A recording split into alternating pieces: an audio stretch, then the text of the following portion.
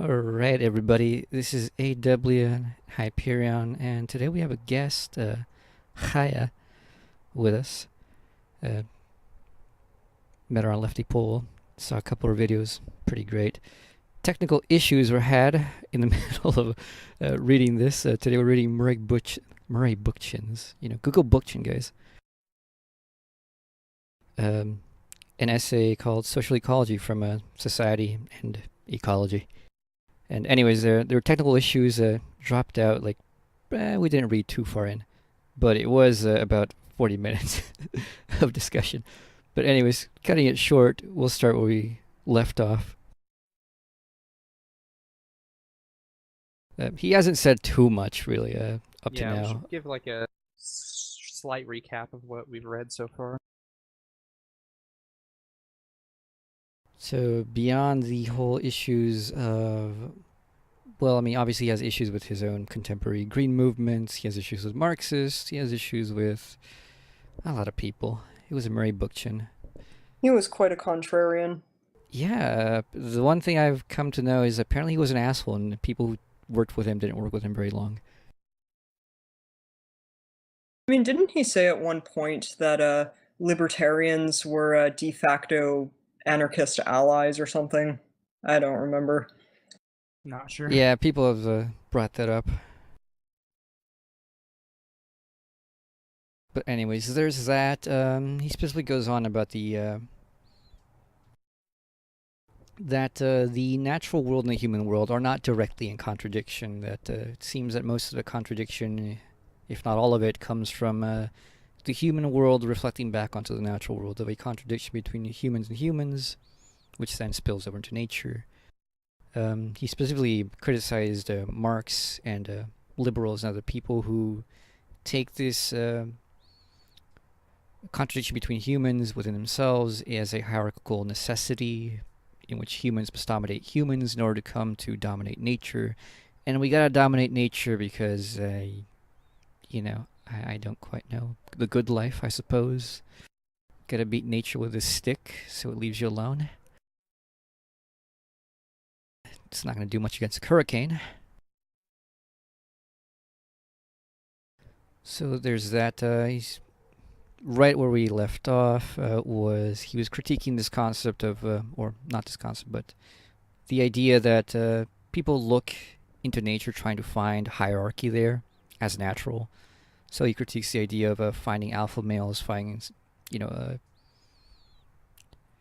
animals and animal communities to have a status, a social status, like our social status, which like people say, oh, that's the king. And everybody else bows down to him. And he says there's no such thing in nature. And as far as I know, indeed, there doesn't seem to be such a thing in nature. It's like bees. We say there's a queen bee, but the queen bee doesn't really rule over the ants. She's just kind of like the big and fat and lays eggs. Yeah. She has to. She's necessary for the continuation of the. Wait, you said bees, so hive? Yeah. Well, there's I a was queen thinking ant ants. too. Yeah, I was thinking Yeah. the ants. And termites. I mean, the queen seems more like a slave than anything else. I mean, she just has to sit there being fat, laying eggs, pumping children She's out a all slave day to the long. relation of would not be something that we should look into for humans. Anyways, they're not queens. They don't have like a higher social status than others. They have their place, but it's not some conceptual place that other beings in that relation like recognize and go, ooh. They're not dumb monkeys like we are.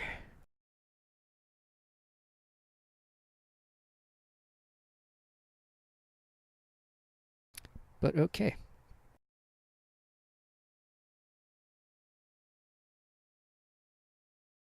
Continuing where we left off, this will be linked, by the way, in the comments if you want to read along while you listen. The same is true for the word hierarchy, both in its origins and its strict meaning. This term is highly social, not zoological, a Greek term initially used to denote different levels of deities and later clergy. Characteristically, Hierapolis was an ancient Phrygian city in Asia Minor that was a center for mother goddess worship. The word has been mindlessly expanded to encompass everything from beehive relationships to the erosive effects of running water in which a stream is seen to wear down and dominate its bedrock. Caring female elephants are called matriarchs, and attentive male apes who exhibit a great deal of courage in defense of their community while acquiring very few privileges are often designated as patriarchs. The absence of an organized system of rules so common in hierarchical human communities and subject to radical institutional changes, including popular revolutions, is largely ignored. All right, good points, good points. I love when people do this etymological stuff, by the way. Just kind of me shows too. you It how makes me feel like I'm how learning. far things like go, how these concepts begin and how we start spreading them out, and a lot of times you do indeed see this weird shift in which things just don't start meaning the same thing. You're like, well, why is this being connected at all? It's like cool, man. It's like cool. If you think about cool in a literal way, it doesn't seem like anything you actually want to be, but somehow it has What? and like which cool people, like the whole reason they're called cool, is strangely because of the actual word. They're cold. They don't heat up. They sit chilled or in situations, but mainly it's because they're not really attached to anything. They go with the flow in more ways than the average person, but precisely because they're usually a terrible person who is not very happy. Okay. But anyways, I don't know. That's etymology, autistic rant. So I don't want to be cool, is what you're saying. When people I don't used to want to tell be me at cool. school, you're not cool enough for us. Good. Like, well, good. All right. Good. I'm hot with all this theory. Look at this hot take right now. Jesus Christ. I'm gonna sit up by myself at that table with all my theory. All this hot theory burning a hole in my head. All right, let's go on. Continuing. Again, the different functions that the presumed animal hierarchies are set to perform, that is, the asymmetrical causes that place one individual in an alpha status and others in a lesser one, is understated where it is noted at all. One might, with much the same aplomb, don't know what that means. A plum? Yeah. Place all tall sequoias in a superior status over smaller ones, or more annoyingly, regard them as an elite in a mixed force hierarchy over submissive oaks, which, to complicate matters, are more advanced in the evolutionary scale. The tendency to mechanically project social categories onto the cultural world, onto the natural world, is as preposterous as an attempt to project biological concepts onto geology. Minerals do not reproduce the way of life forms do. Stalagmites and stalactites in caves certainly do increase in size over time, but in no sense do they grow in a manner that even remotely corresponds to growth in living beings. To take superficial resemblances, often achieved in alien ways, and group them into shared identities is like speaking of the metabolism of rocks and the morality of genes. Well, I mean, it's a good critique. Plenty of people, unfortunately, do not know this. And if you tell them, they'll tell you to fuck off. Mm-hmm.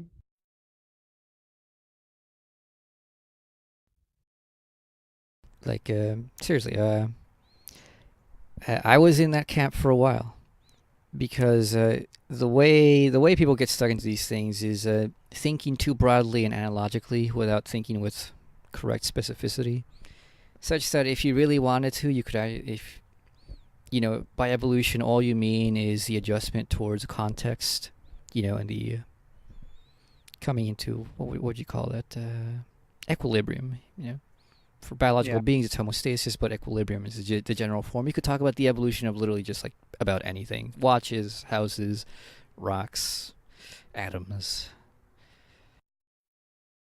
matter itself. And I said that for about a year. I had like a notion of that. When you really look at it, it's like, well, that's quite stupid. You've generalized something way too far. That was to such a point, it's just not meaningful. Yeah, you're saying that you used to think equilibrium was the ideal. Yeah, that the real idea of evolution was equilibrium, and that anything that changed to come into equilibrium, and that since literally everything has to come into equilibrium somehow by all natural processes, therefore everything evolves.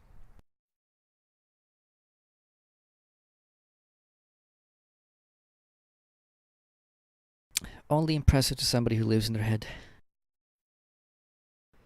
So continuing, this raises the issue of repeated attempts to read ethical as well as social traits into a natural world that is only potentially ethical insofar as it forms a basis for an objective social ethics. Yes, coercion does exist in nature, and so does pain and suffering. However, cruelty does not. Animal intention and will are too limited to produce an ethics of good and evil or kindness and cruelty. Evidence of inferential and conceptual thought is very limited among animals, except for primates, cetaceans, meaning dolphins. By the way, fuck dolphins. They're horrible. They're horrible beings. They do Okay. terrible things. Yeah, they do. They're quite cruel for fun. Yeah. In an Yeah. innocent way. At least Like- that's how most people like- take it, but they're not quite innocent. I think they know what they do. Oh, they're like. You mean people notice their behavior and they're like, oh, they're just animals. They Yeah, don't they're know just what they're doing." animals, you know. It's like they don't really know they're doing bad things. No, I think they. You just bash. I think that I think baby's- there's been studies that show that they know that they're like causing pain. Yeah, of course they do. So they're sadomasochistic, yeah, Yeah. essentially. and they're they experience what's it called, epicaricacy, joy from Schadenfreude in German. They get pleasure from the pain of other things, maybe. Yeah, they do. They also like to rape. Yeah, and if they want to mate with a female and she won't because she has babies, they kill the babies and then mate with her, right? Yeah. I read that or heard that somewhere. Dolphins, they're the original hedonist and degenerates, and we should not be like them. Yeah. Dolphins, the bourgeoisie. They are the bourgeoisie of the sea. Continuing. Bourgeoisie of the sea. Or would that be the porpoise? You know, the porpoisey. The porpoise? Yeah. I don't know what they do. Like, I don't know the difference. I'm They're sorry, just I'm a they're just racist, I cheap guess. dolphins, man. As far as I can tell, they're just cheap They're dolphins. just cheap dolphins. Discount dolphins. Alright. Alright, continuing. Cetaceans, elephants, and possibly a few other mammals. Even among the most intelligent animals, the limits to thought are immense in comparison with the extraordinary capacities of socialized human beings. Admittedly, we are substantially less than human today in view of our still unknown potential to be creative, caring, and rational. Our prevailing society serves to inhibit rather than realize our human potential. We still lack the imagination to know how much our finest human traits could expand with an ethical, ecological, and rational dispensation of human affairs. So, complete agreement with that whole paragraph. Which, by the way, it's one of the few things I think more people should harp on, in which, like, Bookchin is willing to say, look, you know, we're not just dumb animals. You know, there's something clearly better about us than the rest of the natural world, in which we can think, we can rationalize, we can actually be ethical, we can know about good and evil. In that sense, you know, we're better, you know. Not that we should go and, like, dominate the world, but we definitely are something different and of a higher standard. If anything, we have a responsibility towards the rest of the world, I guess. I mean, I don't like the term of, like, being a shepherd for the rest of the world, but we kind of are. I mean, you know, no cow is going to save the planet, no matter what we want it to do. Human dogs, man. We've made everything human. we can't, like, just, like, go, okay, well, we're just gonna stop now. Let the cows free. The cows just gonna, like, you know. I don't know. I don't know. I sure know my dog would die.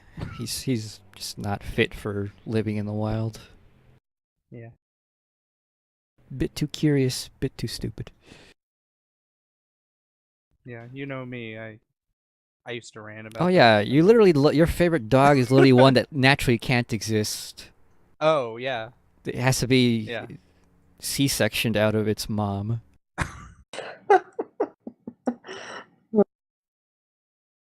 Literally a Yeah, dog that and would die in one generation. Sad. But we should be like the pug. Black, white, Asian. Alright, let's go on. Continuing. Well- None of these remarks are meant to metaphysically oppose nature to society or society to nature. On the contrary, they are meant to argue that what unites society with nature in a graded evolutionary continuum is the remarkable extent to which human beings living in a rational, ecologically oriented society could embody the creativity of nature. This, as distinguished from a purely adaptive criterion of evolutionary success, the great achievements of human thought, art, science, and technology serve not only to monumentalize culture, they serve also to monumentalize natural evolution itself. They provide heroic evidence that the human species is a warm-blooded, excitingly versatile, and keenly intelligent life form, not a cold-blooded, genetically programmed, and mindless insect that expresses nature's greatest powers of creativity. So a bit of monistic, rational mysticism going on. Marx says something similar, by the way. I mean, he kind of you see it mostly in the 1844s, if pretty much that's the only exclusive place you'll actually see it, where he talks about us as expressions of the creative power of nature. Chaya disconnected.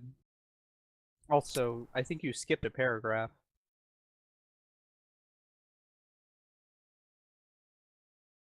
Ah, yes, I did. Where he literally talks about the queen bee.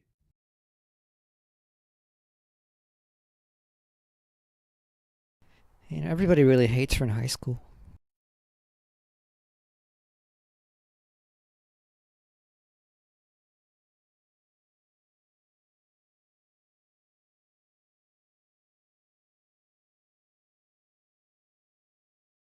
Channel, Hyperion, shall we wait?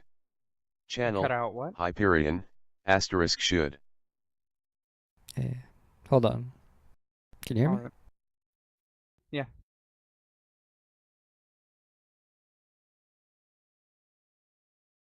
Julius Throwaway 665 entered channel. Welcome back. Yeah, this is why I'm a Luddite. Tech is not my friend. It's not my friend either, so when I own it, I just, I break it. Because it's mine. I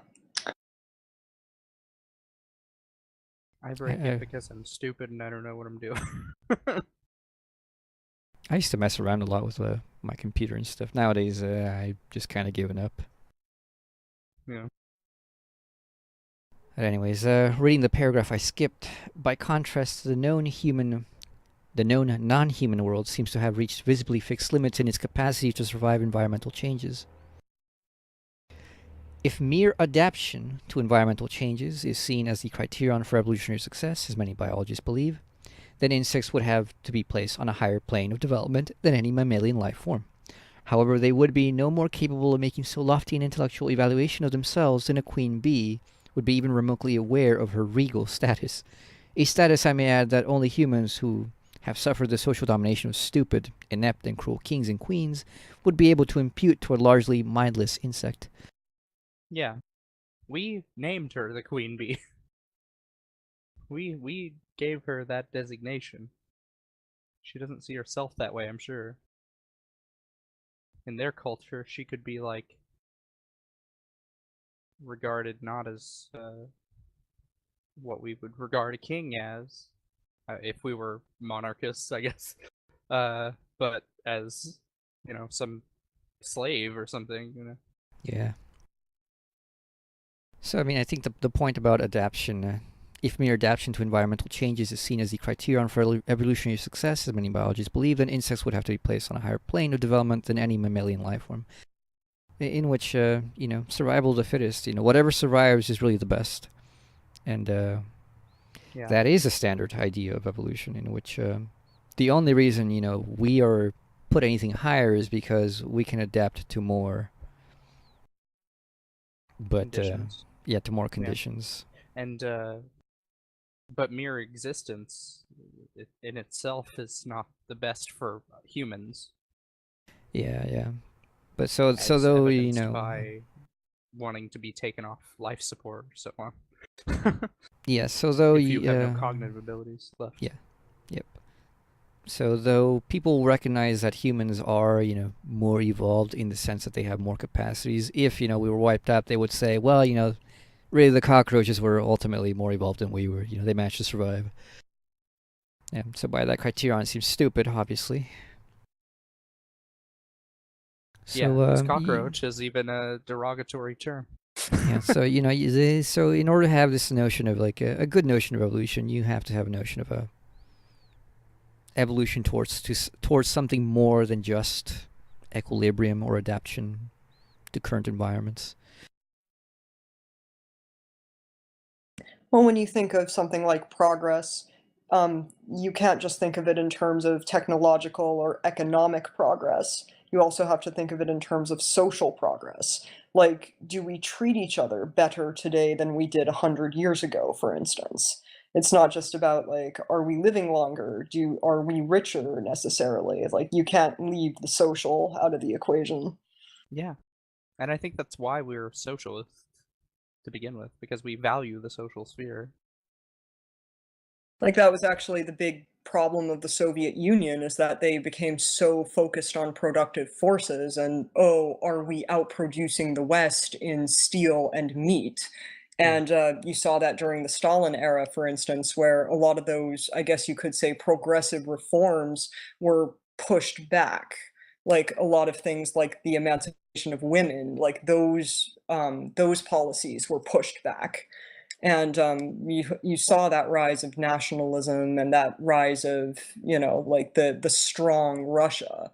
And the whole socialist project rather was pushed back for the sake of developing the machines, you know. Yeah, definitely. Another point is on the social scale. You know, the regression from Lenin to recriminalizing homosexuality and other things. Mm-hmm. You know, the return to more traditional views of sexuality and Oh yeah. so yeah, definitely, I agree with that.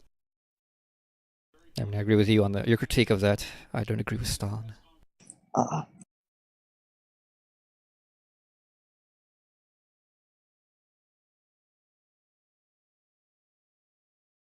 All right, continuing. Life forms that create and consciously alter their environment, hopefully in ways that make it more rational and ecological. Did I skip something again? Yeah, but you skipped the thing that you read before you skipped the other one. Okay, yeah. Yeah. See, it's because I'm reading undialectically. Yeah. It's very hard. When you read undialectically, things just get disconnected and you lose track. It's just like analytics. Don't read analytically. Read dialectically, people.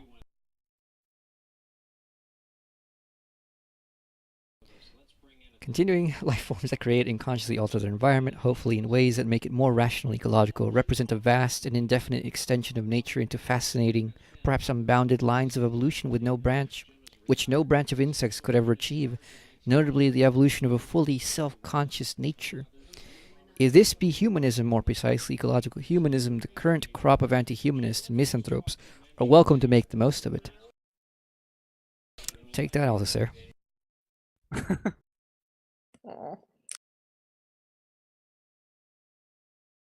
Take that, Emil Shauron.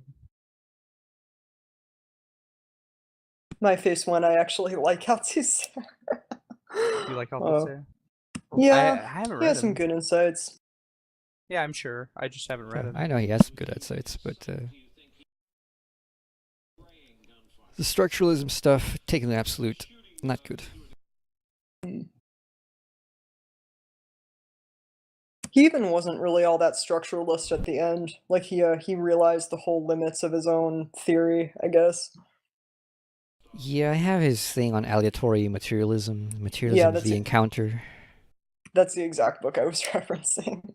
which I started reading and I just never finished reading. It's like impossible to read. It's just like all this Pomo mumble jumbo. Oh. Alright, continuing. Nature, in turn, is not a scenic view we admire through a picture window, a view that is frozen into a landscape or a static panorama. Such landscape images of nature may be spiritually elevating, but they are not ecologically but they are ecologically deceptive. Fixed in time and place, this imagery makes it easy for us to forget that nature is not a static vision of a natural world, but the long, indeed cumulative history of natural development. This history involves the evolution of the inorganic as well as the organic realms of phenomena. Wherever we stand in an open field, forest, or on a mountaintop, our feet rest on ages of development, be they geological strata, fossils of long extinct life forms, the decaying remains of the newly dead, or the quiet stirring of newly emergent life. Nature is not a person, a caring mother, or in the crude materialist language of the last century, matter and emotion.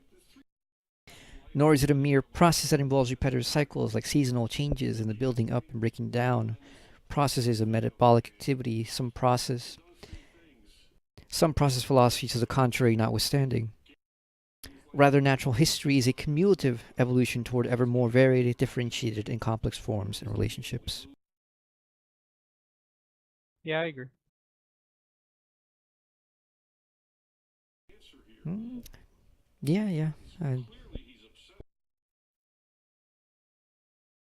I wonder if he was mentioned like by process philosophies. I mean, there's only one guy who calls his goddamn philosophy process philosophy. It's Whitehead. Yeah, Wonder if he was meaning him. probably.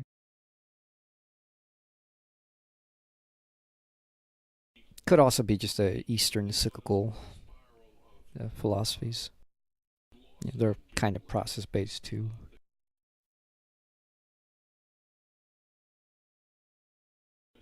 Continuing, this evolutionary development of increasingly variegated entities, most notably of life forms, is also an evolutionary development which contains exciting and latent possibilities.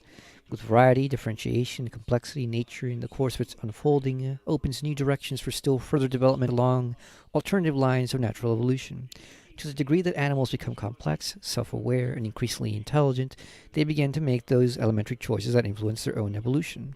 They are less and less the passive object of natural selection, and more the active subjects of their own development. Or, like dogs, more and more the objects of our stupid whims and desires. To put clothes on them.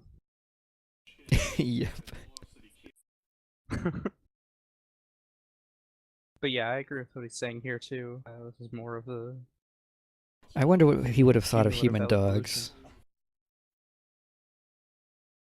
I don't know. I don't think he would be aware of Stiegler though. He might be. I don't know. Who knows?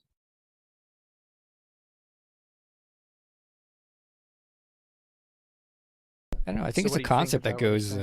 saying? I think it's a concept that would go very well with the stuff he's saying. Maybe. What do you think about what he's saying here though?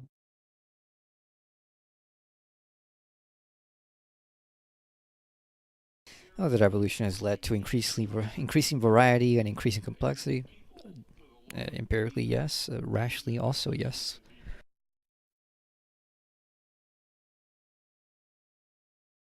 And, as complexity keeps on increasing, it just keeps on increasing. Yeah. Is there still a natural selection, or are we, as he said, the active subjects of our own development?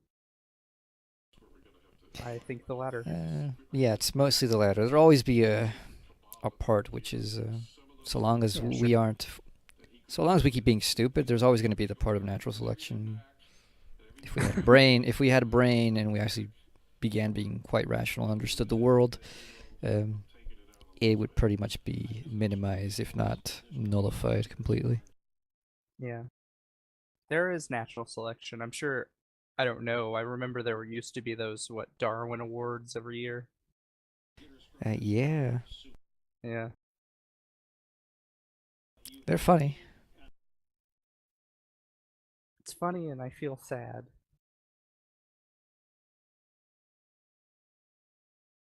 I don't know, when like this farmer guy, tries to pick up his too fat to pick up pig to take to the auction, and he shits his bowels because of it and dies. Wow. That's I ridiculous. think that's pretty funny. It's in a gruesome way, but it's still pretty funny. Oh, he did it. He wanted his blue ribbon award for his fat pig, man. He wanted this insignificant trophy, and he ended up shitting himself to death. Continuing, the greater the variety of habitats that emerge. What? I think you skipped something now. Sorry. Yeah. We're on hares. Yeah, there we go.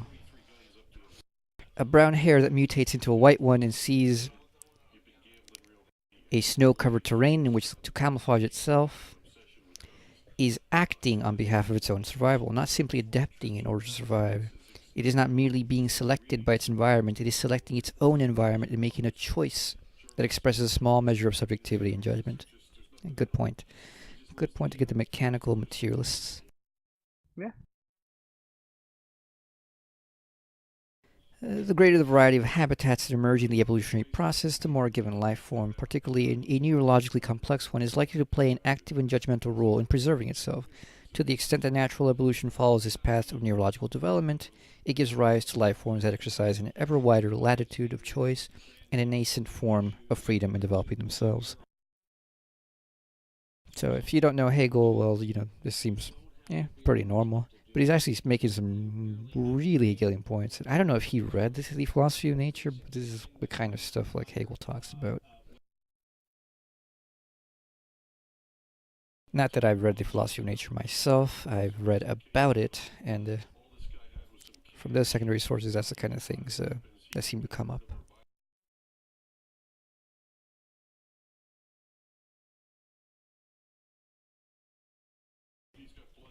Continuing, given this conception of nature as the cumulative history of more differentiated levels of material organization, especially of life forms, and of increasing subjectivity, social ecology establishes a basis for meaningful understanding of humanity and society's place in natural evolution. Natural history is not a catch as catch can phenomenon. That seems weird. Wouldn't it make more sense as catch as can catch? Yeah. Wrestling in which all holds are permitted. It's probably the second one. Using whatever methods or materials are available. Okay. So do what's possible, I guess. Yeah, nature definitely does. It is marked by tendency, by directions, and, as far as human beings are concerned, by conscious purpose. Human beings in the social world they create can open a remarkably expansive horizon for development of the natural world, a horizon marked by consciousness, reflection, and an unprecedented freedom of choice and capacity for conscious creativity. The factors that reduce many life forms to largely adaptive roles in changing environments are replaced by a capacity for consciously adapting environments to existing and new life forms.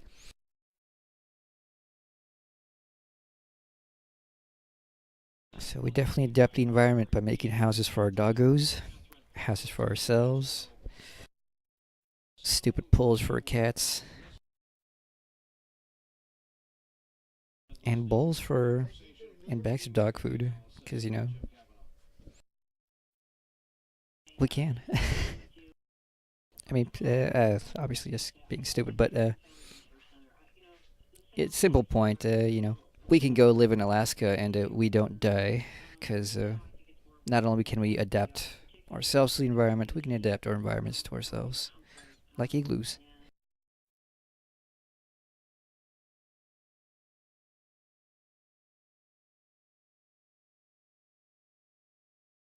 I wish he'd hurry up with this stuff, because I suppose it's because, he's assuming his audience is, not well versed in this, obviously.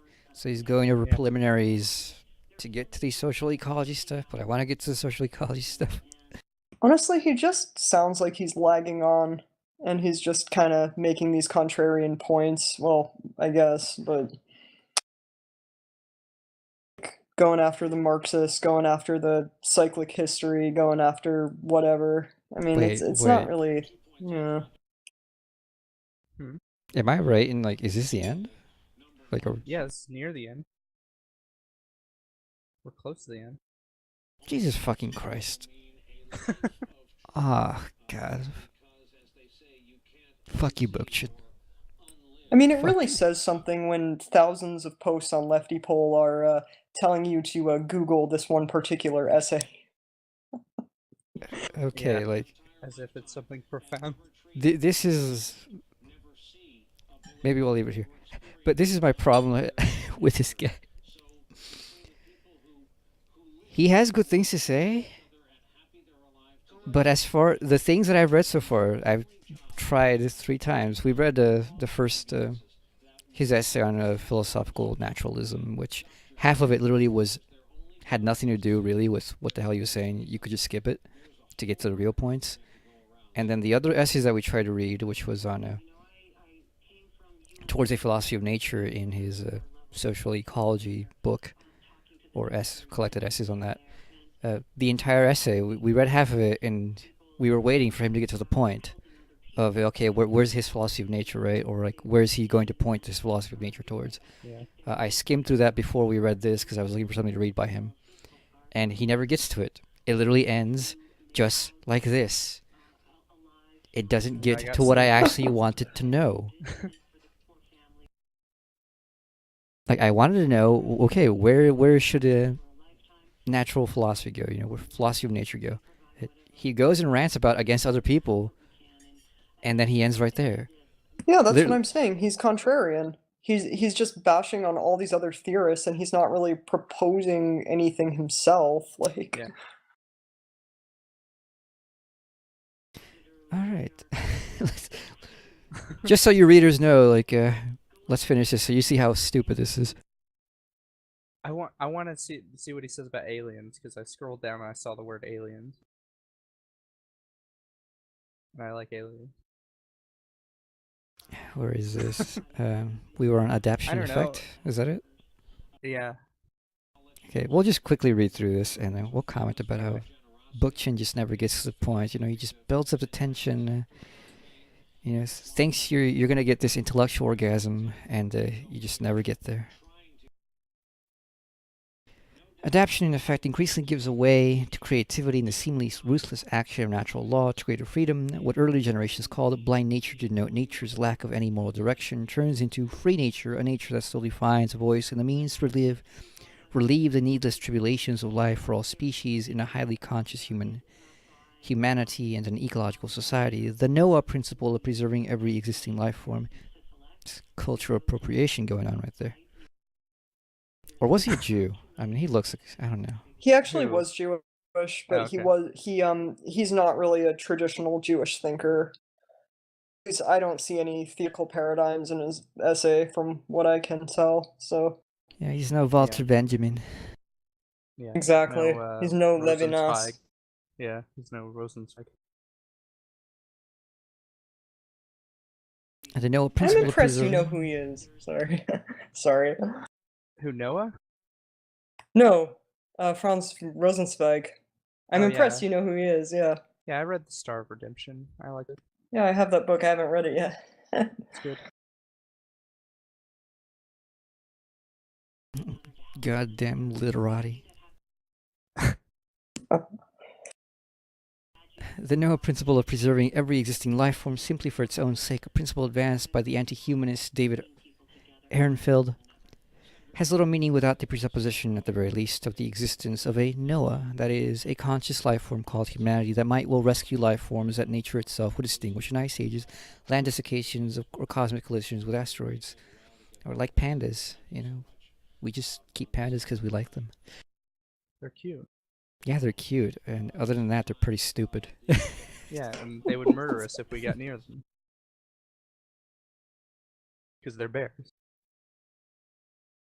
Grizzly bears, wolves, pumas, and the like are not safer from extinction because they're exclusively in the caring hands of a putative Mother Nature. If there is any truth to the theory that the great Mesozoic reptiles were extinguished by climatic changes that presumably followed the collision of an asteroid with the Earth, the survival of existing mammals might well be just as precarious in the face of an equally meaningless natural catastrophe unless there is a conscious, ecologically oriented life form that was the technological means to rescue them. Or Well, we had to maybe get it rid of wasn't an them. asteroid, maybe it was Mars. Yeah. Someone had to kill them. Dinosaur literally means terrible lizard. God damn it. They're awful. No, I don't know.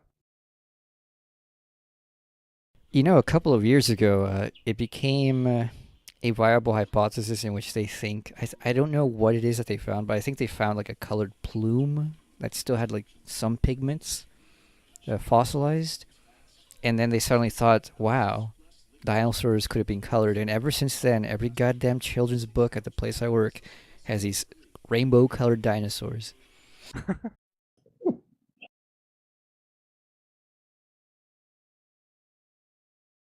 Yeah, didn't they discover, quote unquote, they have feathers too? Well, yeah, they discovered I they had heard something feathers. about that. That was like All of somewhere like them? 15 years, not all of them, but like definitely Oh, some of okay. them. It was more common than we thought Yeah. now. I can't think of any lizards with So that happened feathers, like but yeah. I think that was like about 15 years ago, and it was about somewhere like I think 7 8 years ago that they found the pigment discovery, and after that, Oh, yeah, okay. everybody likes their rainbow colored dinosaurs, and basically the Land Before Time was right for the wrong reasons. Okay. The first one. Yeah, Or the second one, because there were Sarah could have spin-alongs. been orange. It's viable. Oh, yeah. Yeah. The first one, sorry, I don't want to get into film criticism, but the first one's good. Like, I would let my children watch that one because it has a good, sharing message and stuff. Nice solidarity. But the second on, no. Awful. Right. All right, getting close. 3 paragraphs. The issue then is not whether social evolution stands opposed to natural evolution. The issue is how social evolution can be situated in natural evolution and why it has been thrown needlessly, as I will argue, against natural evolution to the detriment of life as a whole. The capacity to be rational and free does not assure us that this capacity will be realized. If social evolution is seen as the potentiality for expanding the horizon of natural evolution along unprecedented creative lines, and human beings are seen as the potentiality for nature to become self conscious and free, the issue we face is why these potentialities have been warped and how they can be realized. It is part of socially It is part of social ecology's commitment to natural evolution that these potentialities are indeed real and that they can be fulfilled. This commitment stands flatly at odds with a scenic image of nature as a static view to all mountain men, or romantic view for conjuring us mystical images of a personified deity that is so much in vogue today. The splits between natural and social evolution, non-human and human life, and intractable stingy nature and the grasping, devouring humanity have all been specious and misleading when they are seen as inevitabilities. No less specious and misleading have been reductionist attempts to absorb social into natural evolution, to collapse culture into nature in an orgy of irrationalism, theism, and mysticism, to equate the human with the mere animality, or to impose a contrived natural law on an obedient human society. Whatever has turned human beings into aliens in nature are social changes that have made many human beings aliens in their own social world. Damn. Alien in Disappointing. self-alienation. I saw the word. Yeah, I know. I saw the word alien and I got excited. The domination of the young by the old, of women by men, and of men by men, and of doggos by men. Today, as for many human dogs by human men. Today, as for many centuries in the past, there are still oppressive human beings who literally own society and others who are owned by it. Until society can be reclaimed by an undivided humanity that will use its collective wisdom, cultural achievements, technological innovation, scientific knowledge, and innate creativity for its own benefit and for that of the natural world, all ecological problems will have their roots in social problems.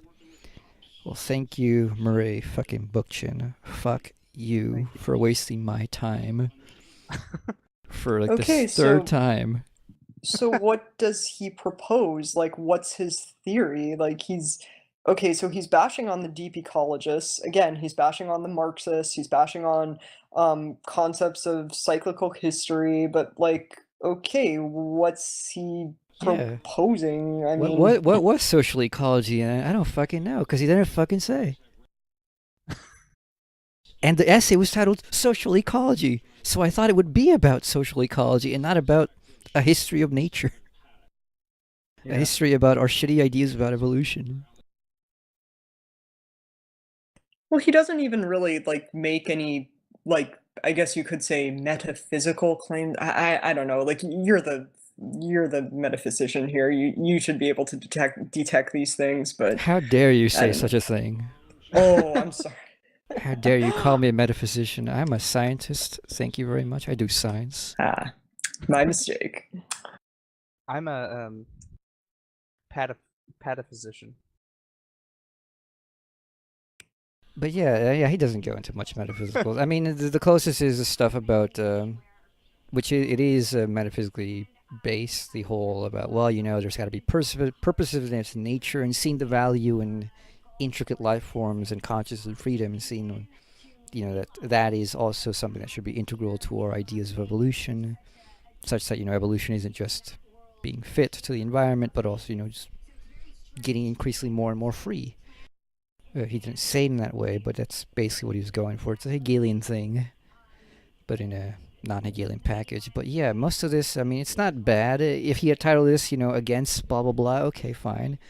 There are people who really need to know this, but I didn't need to know this because I wanted to know about social ecology, which he didn't fucking talk about. I mean, maybe he should have just learned how to title his fucking essays. Seriously. I guess so. Because yeah, this was a waste of time. I wanted to know really about was. social ecology. I didn't get to know about social ecology. Yeah, and I scrolled up. What we skipped, the society and ecology part, is just more of the same. The relationship of society to nature is just more of the same. Yeah. So That's why we skipped those, because yeah. we didn't want to know about those. We didn't need to. Yeah. So I mean, like, this is just gonna be like my judgment for the little I read of Bookchin, but I don't really feel like ever reading any more Bookchin, quite frankly. And it's because of this. It's because he goes on and on and on about things that I don't care about, and that I don't know why anybody would care about unless you were specifically like wanting to learn about the issues he's talking about. Yeah, even though I think there's far better people to read that from who are more interesting and better writers too. But I mean, society and ecology. You think at least it would be fine if you could have a section on ecology, or the history of evolution, the errors of standard evolutionary ideas. Title that section that. Good. I can skip it and I could get what I want to know, which was social ecology. But he doesn't do that. And this isn't just, well, this was one bad essay. No, it seems like it to be a problem of all his fucking writing. Because I tried to read his other book with Hyperion. We tried to read an essay, and it had the same problem. He went on and on and on about things that we were like, we want to know the point. Where is your point? We get it. We already know. In case we didn't know, we might be interested in all the other people you want to bash. But, what we want to know is his positive position. And it seems he rarely, if ever, gets to a positive position. Yeah, I think we should read Timothy Morton instead, because he has dark ecology for logic of future coexistence and his ecology without nature. Those seem to actually like have established positions that we could at least critique rather than just critiquing standing positions that Well, without proposing anything in their place. his critique isn't even really that much of a critique. I Yeah. mean, he's just like, "Oh, blowing off you, blowing off you." I mean, okay, well, why? Why should we reject the Marxists and the liberals and the deep ecologists? I mean, like, it's like bullet points. He doesn't really go in depth. He doesn't really bring in any insight. He doesn't really say, Yeah. "Okay, this is why I can guarantee that these people are wrong." Yeah. It's like lefty poll comments. Oh, AW is exactly. stupid. I don't like AW. He's cancer. Oh, Oh, he's a well, I thought we were pseudo-intellectual. friends. What the hell are you talking about? No, I mean, they say that, but they don't give reasons why, or say here you're wrong and here's why. They say you're wrong or whatever. Oh, yeah, they just No meme. reasons. Yeah, That's why I don't take them seriously. I know. But yeah, I'm just anyways, saying, that's what he sounds like though. yeah. So I mean, I know he must have some. He must have somewhere where that like he has positive positions, but I just don't feel like going and searching. As far as like his communalism stuff, like I know that must have some positive because like people are literally, at least people say Rojava is based on his style of confederalism or whatever it Oh, is. I would bet that most of the, like maybe 95% of the members of the YPG probably have no idea who Bookchin actually was, much Yeah. less care about his ideas. Yeah, yeah. People say that they're based on that. I wouldn't Yeah, know. that's a point that Marx makes in the 18th Brumaire. Well, Öcalan was into Bookchin, and he was also into Adorno and Hannah Arendt. But Yeah, I mean, I doubt most members of the YPG would actually care about those theorists. I mean, they're in the middle of a war. I mean, they're more concerned about defeating Daesh than they are about, which German philosopher we should study. yeah. Yeah, I find that really what would I call it? Misleading when people say, "Look, Rojava's, it's like they're putting Bookchin's ideas into action." Well, they're putting on a social structure of like a minimal government right now because like it's kind of all they can do. I mean, they're not engaging in like ecology, for example. Like, there's not much they can do. They don't even have many resources to be able to do much of anything. So I mean, the big issues aren't things that they can't even deal with right now, let alone they will deal with anytime soon. I can give them credit for what they have done so far, but I mean, again, like I would not call what they're doing anarchist. Yeah. Yeah, I think a lot of lifestyle anarchists would say the same. Most anarchists would probably say the same. Everybody wants to. They're desperate for affirmation. People are always looking for something out there to affirm that what they believe in is somehow true. So yeah. Other than that, I mean, Bookchin. Frankly, I don't care. I don't find him interesting. Unless somebody else, if somebody listens to this and tell me in the comments, tell me where exactly he says something positive that's like something we can think about, something we can critique. Go ahead and tell us. Specifically specify probably a page, because probably if you give us an essay, half of it will be pointless. But yeah, we googled Murray Bookchin. We read Murray Bookchin. I think I've had enough of Bookchin. Yeah. I just like his hat. Yeah, I like the memes. That whoever drew those pictures, I mean, you're ace. Yeah. You did the internet a favor. They're funny. But yeah, I mean, we were reading Marcuse before this. Marcuse is just worlds better at saying more interesting things in more Oh, interesting yeah. ways and more important. Like Yeah. Marcuse gets on. Marcuse does. We read chapter 9 in what was it, One Dimensional Man. He talks a bit about nature, the relationship to We've nature. read 2 chapters Oh, yeah, I before mean, that's a this. great And text. I mean, yeah, it's great, and it was really good. And he says things like Bookchin does, but he says it he gets to the point that he really wants to get at, which is a deeply philosophical point. Like Marcuse talks about the raising up of nature, to be as free as we are, which is something Bookchin seems to believe in. If the other essay I read by him indicates, but he doesn't say it, and he doesn't say it very well. like in the domination of nature is a very common motif that you see in several Frankfurt School texts.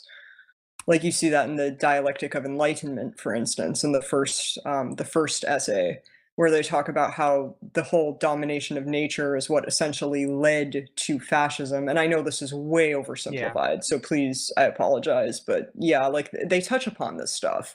And they actually, like you said, they get to the point. They don't just kind of run around these things like, oh, I don't like you, I don't like you, I don't like this. Like they actually make a coherent point and they back it up. Yeah, definitely, I agree.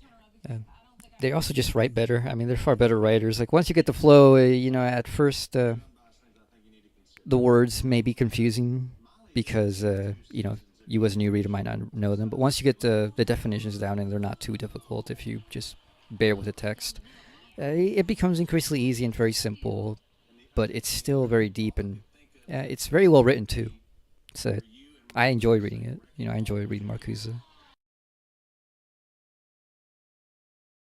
But yeah, this was Bookchin. My judgment, don't Google Murray Bookchin. If you do, just do it for the memes. Yeah, I think these. I haven't read Bordiga, but I think these Google Murray Bookchin or read Bordiga. They're just jokes more than something you should actually do. I think the only reason why people say that is to piss off the tankies.